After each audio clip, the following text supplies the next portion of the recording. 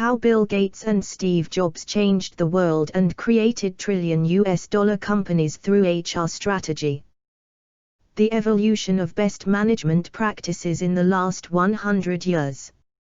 More than 100 years ago, two great engineers had insight that have shaped the way we run our companies. They observed something that always exists. There is one best way to do work or to manage a business, among many ways in use, and management has to find it, to secure the creation of maximum and permanent prosperity. Thomas Alva Edison, one of the greatest inventors of our time, understood its implication clearly. He directed his team of scientists and inventors and stated, "There's a way to do it better, find it." Since then, our understanding that there is one best way, that exists among many ways in use, has changed the way we do our work or the way we run our companies. It paved the way as well on the popularity of employing management consultants among business owners, and the use of time and motion study to become competitive in the market. However, as the popularity of time and motion study, and the use of management consultants, spread in factories, private companies, and government institutions, resistance from workers against this new paradigm of management grew. Many workers felt that the time and motion study and employment of management consultant were a form of distrust of executives and owners toward their workers. Hence, the new method of managing a business known as Taylorism should be stopped from the perspectives of workers. Some of the labor leaders even lobbied at the U.S. Congress to investigate and stop the practice. But from the data gathered, the use of time and motion study and employment of management consultant proved that there were significant savings and improvement on workers' productivity, which solved the widespread problem of companies about soldiering. Therefore, it will be more beneficial for the management to find a better way to implement the new method of doing work, without degrading the human dignity.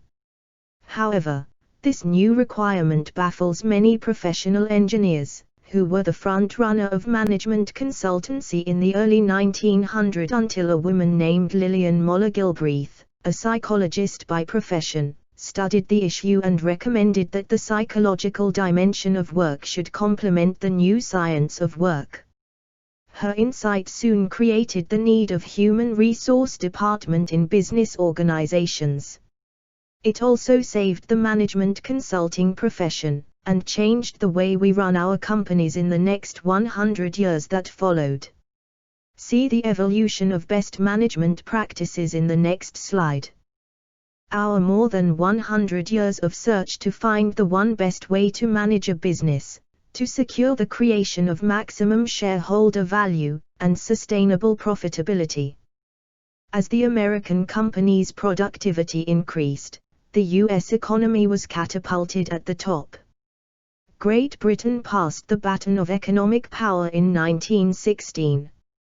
America soon enjoyed decades of economic prosperity through innovation and productivity.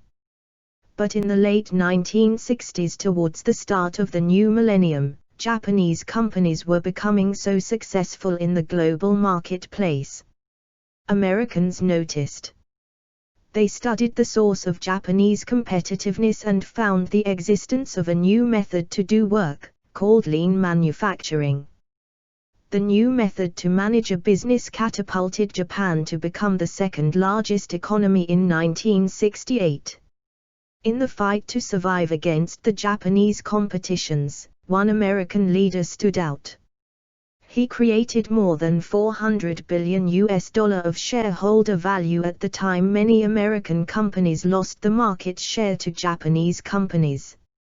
His name is Jack Welch, the former chairman and CEO of GE.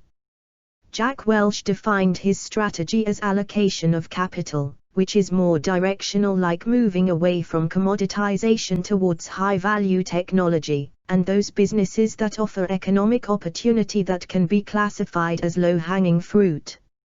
He stated the secret behind his leadership success in his own words. Without doubt, the head of HR should be the second most important person in any organization. From the point of view of the CEO, the director of HR should be at least equal to CFO.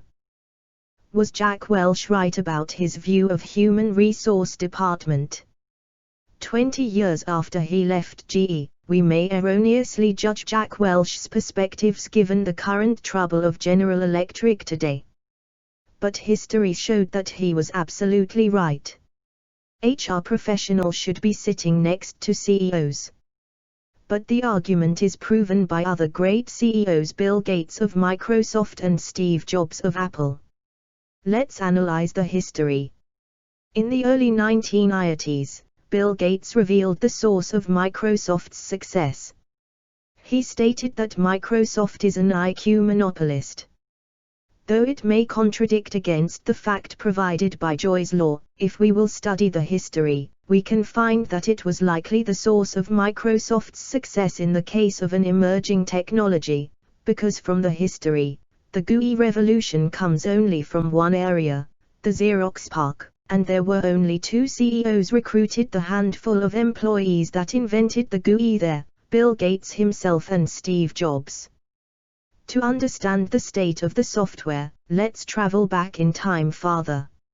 In February 3, 1976, Bill Gates wrote an open letter to the hobbyist where he stated the current state of software programming in his own words.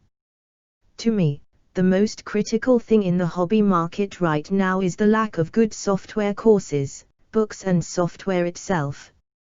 Without good software and an owner who understand programming, a hobby computer is wasted. Will quality software be written for the hobby market? From the above, we can understand that if Apple and Microsoft recruited the pioneers and the most brilliant minds in the GUI field, where the competition will come from. Hence, we can understand how they dominated the world. Sourcing of talents is the important strategy to seize the economic opportunity from an emerging technology. Today, sourcing of talent is the HR world. Hence, CEOs should put the HR next to him. What about Apple? In 1997, Steve Jobs explained that it was the laser printer, powered by GUI computer that put back Apple out from the red. He explained also one of the greatest strategies that every CEO on the planet should know. He stated the following in his own words. The hardest thing is, how does that fit in to a cohesive, larger vision that's going to allow you to sell $8 billion, $10 billion of product a year?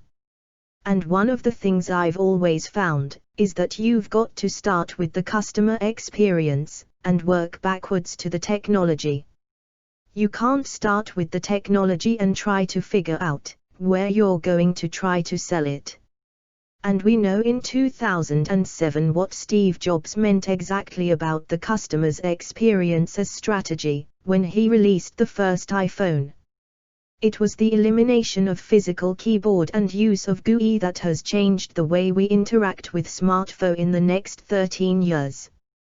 Behind Apple's success is the 40-years-old technology, honed by the computing industry. From the study and analysis of the history, we can learn how Microsoft and Apple have dominated the world of computing, and created $1 trillion along the way.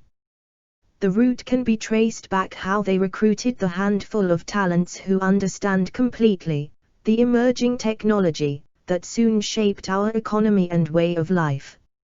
Hence, when the next revolution of technology in the future will come, CEOs should ask the director of HR, who are the people behind this technology. To know more about the evolution of best management practices in the last 100 years, visit Amazon.com. To know more about our services, visit www.mtcs-internal.com.